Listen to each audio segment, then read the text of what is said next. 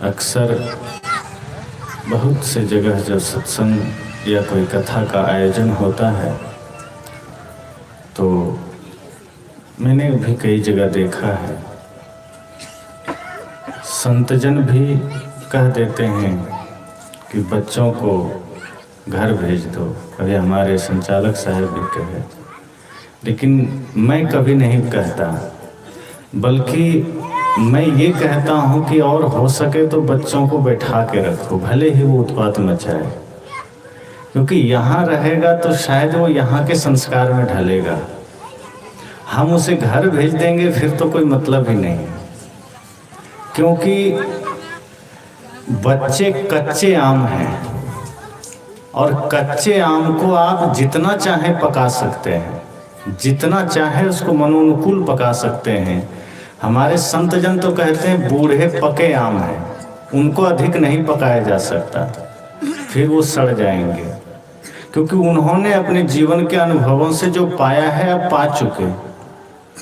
इस देश को आगे संभालने चलाने की जिम्मेदारी बच्चों पर है।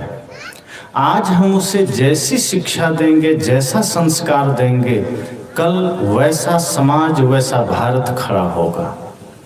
इसलिए वो हमारी जिम्मेदारी है, हमारा दायित्व है कि वृद्धजन ना आ पाए कोई बात नहीं, लेकिन बच्चों की उंगली पकड़कर सत्संग में जरूर लाना, क्योंकि जब वो सत्संग में बैठेंगे तो कम से कम मातृभक्ति, पितृभक्ति, गुरु भक्ति और राष्ट्र भक्ति उसके हृदय में जरूर जागृत होगा।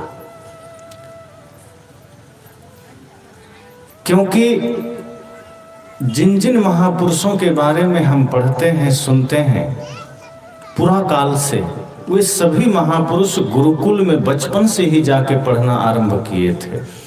और पहले का समय था कि घर घर में संतजन, संतों का, गुरुजनों का आगमन होता था और छोटे छोटे बच्चे ज्ञान के रंग में रंगते थे।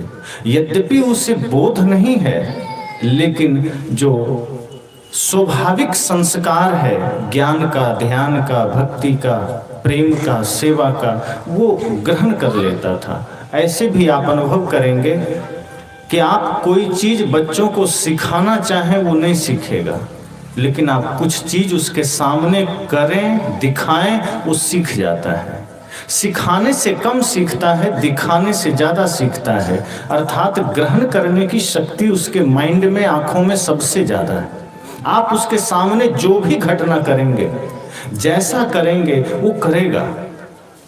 कई बार हम देखते हैं कई लोग योग करते हैं, छोटे छोटे बच्चे उससे बढ़िया योग करने लग जाते हैं। कहीं सीखा नहीं है, कहीं जाना नहीं है, लेकिन वो देखता है, उसके भीतर उत्सुकता जगती है, संस्कार अपने आप पनपने लगता है। तो अच्छा हो कि आप अगर एक सुंदर समाज का निर्माण चाहते हैं तो अपने बच्चों की उंगलियां पकड़कर जरूर संतों के पास सत्संग में ले जाना, क्योंकि आज का जो वातावरण है वो हर बच्चे, बल्कि बड़े लोग भी पाश्चात्य जगत के अंधानुकरण में लग गए। टीवी के माध्यम से, मोबाइल के माध्यम से, रेडियो के माध्यम से आज हमारा जीवन पाश्चात्य संस्कृति के पीछे चला गया। और हमारे बच्चे, जिसमें भगत सिंह, चंद्रशेखर आजाद, लक्ष्मीबाई के संस्कार जागृत होने थे, उसमें फिल्मी जगत के लोगों के, क्रिकेटरों के संस्कार उभरने लगे। जो भारत की पहचान धर्म, अध्यात्म था, वो भारत की पहचान फिर ये फिल्मी गीत, फिल्मी जीवन और पाश्चात्य जगत होने लगे। जहाँ कभी लक्ष्मीबाई का अनुसरण हमारे यहाँ के लड़कियाँ करती थी, हमारे यहाँ की बहनें किया करती थी, जहाँ कभी मीराबाई का अनुसरण किया करती थी, आज वहाँ ये प्रचलन अब बदलते जा रहा है। अब लक्ष्मीबाई या मीराबाई को याद नहीं करते, अब फिल्मी हीरोइन को याद करते हैं। जहाँ पहले सती साध्वी बनने की होड़ होती थी कि हम भी इस देश में अपना जीवन आध्यात्मिक बना लें, हम भी इस देश में अपने जीवन को राष्ट्रभक्ति के रंग में रंग लें, वहीं अब ये होड़ चल पड़ा है कि कौन मिस इंडिया बनेगी, कौन मिस वर्ल्ड बनेगी। अब इस होड़ में अंग प्रदर्शन का ये अंधानुकरण चल पड़ा, जो कि सत्संग में आकर के ही मिट सकता है। सत्संग में नहीं आएंगे तो कोई संभावना नहीं है। ये सत्संग ही हमें दिखाता है रास्ता कि आपका आदर्श कौन होना चाहिए। कई लोग आपस में बोलते हैं सबसे बड़ा हीरो कौन है, तो जो आज फिल्म जगत में लोग हैं उनका नाम ले लेते हैं। कोई कह देता है शाहरुख खान बड़ा है, कोई सलमान खान, कोई आमिर खान। लेकिन वो आदमी ये भूल जाता है कि ये हीरो नहीं है असली हीरो हमारे देश के भगत सिंह थे। हमारे देश के असली हीरो नेताजी सुभाष चंद्र बोस थे। असली नायिका हमारे देश की लक्ष्मीबाई थी। अगर हम इनको अपने जीवन का आदर्श बनाएं, अगर हम इन्हें अपने जीवन का आइडल बनाएं, आइकॉन बनाएं, तो हम भी उसी पथ पर चल करके अपने जीवन को दूसरों के लिए आदर्श बना सकते हैं और समाज में हम जरूर एक नया परिवर्तन ला सकते हैं।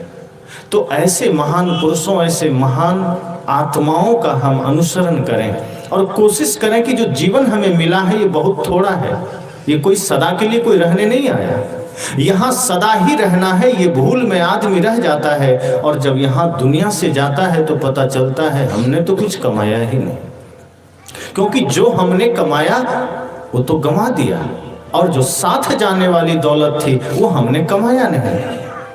साथ जाने वाली जो दौलत जो कमाना था, प्रेम, सत्य, अहिंसा, करुणा, सेवा, सहिष्णुता, भक्ति, वो दौलत हमने कमाया नहीं। किसी भूखे को भोजन न दिया, किसी प्यासे को पानी न दिया, किसी बेसहारे का हम सहारा न बन सके, किसी रोते हुए को हंसा न सके, किसी के आंखों के आंसू हम न पोंछ सके, किसी के दुख को देखकर हम द्रवित न हो उठे, तो समझना फिर जीवन क्या है। फिर इससे बढ़िया तो पत्थर है। अगर किसी के दुख को देखकर आपके हृदय में दर्द ना हो, किसी की पीड़ा को देखकर आपके हृदय में करुणा ना जगे, तो समझ लेना फिर आप इंसान नहीं है। इंसान तो वो है जो किसी के दुख को देखकर द्रवित हो उठे।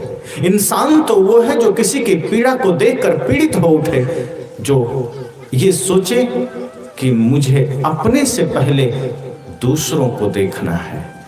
और एक चीज समझ लीजिए, ये संपूर्ण प्रकृति, संपूर्ण जगत हमें सिखाता है देना। जैसे पेड़ पौधे आपसे कुछ नहीं लेते, लेकिन वो छाया भी देते हैं, फल भी देते हैं। नदियां आपसे कुछ भी नहीं लेती, लेकिन वो सबको पानी देती है। ये वायु, ये हवा, आप कुछ देते हैं क्या इसको?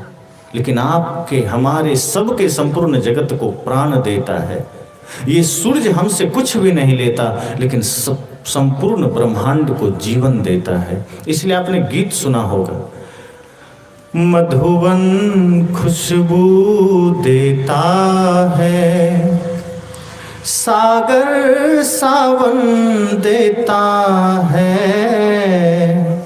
जीना उसका जीना है, जो औरों को जीवन देता है, मधुवन खुशबू देता है। जीना उसका जीना है जो औरों को जीवन देता है।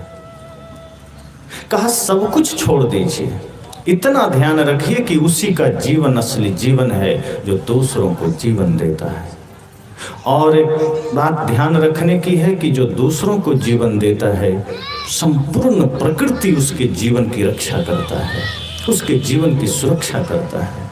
अगर आप ये सोचते हैं कि मैं दूसरों की रक्षा में खड़ा हो जाऊं, मैं दूसरे की सेवा में खड़ा हो जाऊं, तो मेरी कौन करेगा, आपको ये सोचना नहीं है।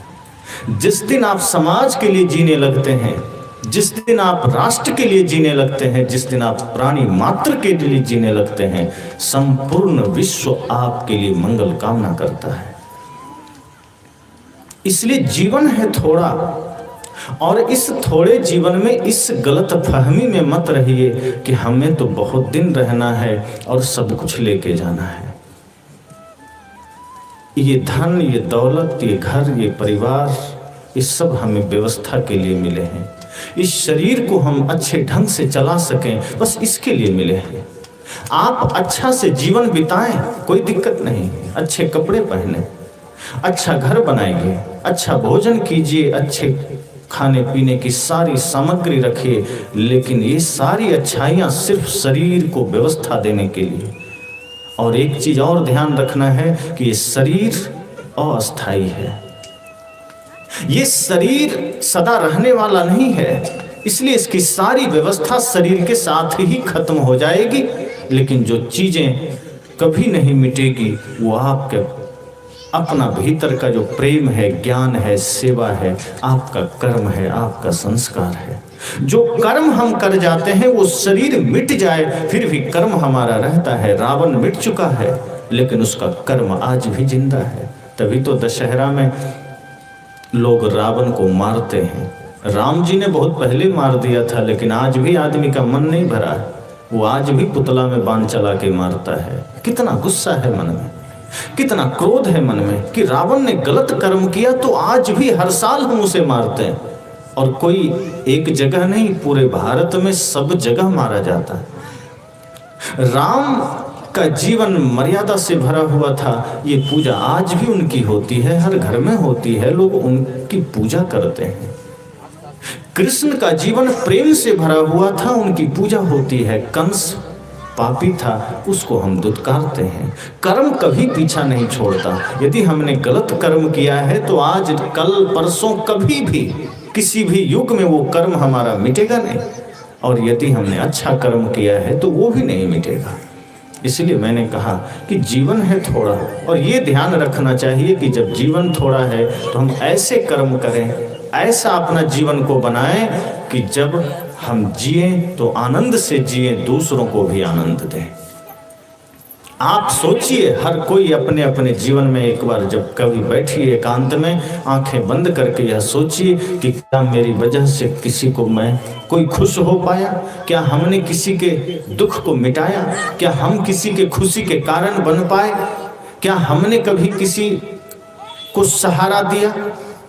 यदि हमने जीवन में कोई धर्म, कोई पुण्य का काम ही ना किया, इस राष्ट्र के लिए हमने कुछ ना किया, तो फिर अपने लिए तो सभी जीते हैं, अपने लिए तो सभी जीते हैं, दूसरों के लिए जिए तो कोई और बात है।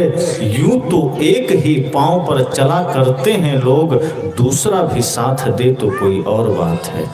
कहा वैसे तो लोग अपने लिए जीते हैं, लेकिन कोई दूसरों के लिए जिए तो कोई और बात है। भगत सिंह भी चाहते तो अपना जीवन को सुंदर बना सकते थे, अर्थात जो संसार की नजरों में घर बसा लेते, माता पिता के साथ रहते। सुभाष चंद्र बोस भी चाहते तो अपना घर सुखी संपन्न बसा लेते, लेकिन 23 वर्ष की उम्र में उन्होंने देश को चुना, राष्ट्र को चुना और अपने आप को कुर्बान कर दिया। उधम सिंह चाहते तो अपना घर बढ़िया बसा करके जी सकते थे, लेकिन 19 वर्ष की अवस्था में फांसी पर लटक गए। उन्होंने राष्ट्र को चुना। खुदीराम बोस ने राष्ट्र को चुना, लक्ष्मीबाई ने राष्ट्र को चुना, महाराणा प्रताप ने राष्ट्र को चुना, और जिन जिन लोगों ने राष्ट्र को चुना, मानवता को सुना, वो अमर हो गए। जीवन को अमर कैसे बनाना है, जीवन को बेहतरीन कैसे बनाना है, ये हमें अपने महापुरुषों से सीखना होगा। और ये तभी संभव है जब हम उन्हें अपना आदर्श बनाएंगे, जब हम उन्हें अपना आइकॉन बनाएंगे, आइडल बनाएंगे। और ये बहुत जरूरी है। हम जीवन में इतने लापरवाह होते हैं कि हमें पता भी नहीं चलता कि जीवन में जरूरी क्या है और गैर जरूरी क्या है, आवश्यक क्या है, अनावश्यक क्या है। हम बहुत से काम अनावश्यक किए चले जाते हैं, हमें पता भी नहीं होता कि हम किए क्या जा रहे हैं। पता तब चलता है जब आंखों से दिखाई देना कम हो जाता है, कानों से सुनाई देना कम हो जाता है। जब तक ताकत है शरीर में तब तक हमें पता नहीं चलता कि हम गलत कर रहे हैं। जब पैर लड़खड़ाने लगते हैं तब होश हमें आता है कि हमारा जीवन तो यूं ही जा रहा है, हमने तो कुछ अच्छा किया ही नहीं, हमने तो ऐसा कुछ काम ही ना किया। और इसका प्रमाण है वे लोग, जब कोई व्यक्ति मृत्यु शैया पर लेटा हो, अंतिम सांसें गिन रहा हो, आपको कभी मौका मिले तो 5 मिनट बैठना उनके पास और पूछना कि आपने क्या पाया। वो सिर्फ रोएगा, उसके आंखों में सिर्फ आंसू ही आंसू आते हैं, और वो आंसू उसके प्रमाण है कि जीवन उसने व्यर्थ गंवा दिया। आपको बहुत कम ऐसे लोग मिलेंगे जो अंतिम सांसें भी गिन रहा हो और उसके चेहरे पर निश्चिंतता हो, मुस्कुराहट हो, आनंद हो। बहुत कम लोग मिलेंगे। जो कुछ बोल ना पाए लेकिन अगर उसके चेहरे पर निश्चिंतता है, आनंद है, तो अंदाजा लगा लेना कि इसने अपने जीवन को अच्छे से जिया है, इसने वो सब किया है जो इसे करना था। लेकिन जो सिर्फ आंसू बहा रहा है, आप अंदाजा लगा लेना कि उसने वो न किया जो उसे करना था। इसका मतलब है कि वो पश्चाताप कर रहा है, इसका मतलब है कि वो दुखी है कि मेरा जीवन यूं ही चला गया, जो मुझे करना था मैं कर ना पाया। इसलिए जीवन में सुख से जीना है तो जीवन देना सीखें। अगर प्रेम से जीना है तो प्रेम देना सीखें, ईमानदारी से जीना है तो ईमानदारी देना सीखें। सेवा चाहते हैं कि हमारी भी सेवा हो तो पहले सेवा देना सीखें। आप जो जगत से चाहते हैं वो पहले देना आरंभ कर दें। यदि आप चाहते हैं हर कोई आपसे प्रेम करे, आप प्रेम देना आरंभ करें। यदि आप चाहते हैं हर कोई आपसे ईमानदारी का व्यवहार करे, आप ईमानदारी देना शुरू करें। यदि आप चाहते हैं हर कोई हमसे मीठा बोले, तो आप मीठा देना शुरू करें।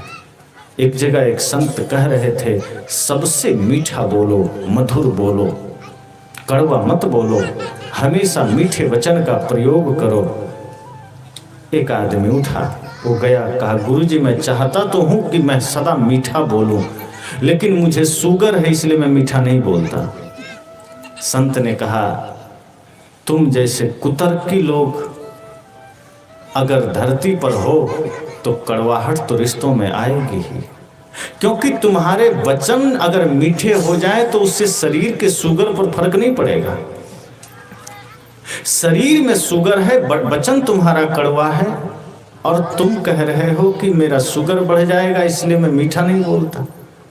मीठा बोलने से तुम्हारा शुगर नहीं बढ़ेगा, लेकिन तुम्हारे कर्म जरूर गंदे हो जाएंगे अगर तुम मीठा नहीं बोलोगे। यदि तुम शुद्ध नहीं बोलोगे, ईमानदारी का व्यवहार नहीं करोगे, तो तुम्हारे जो कर्म हैं वो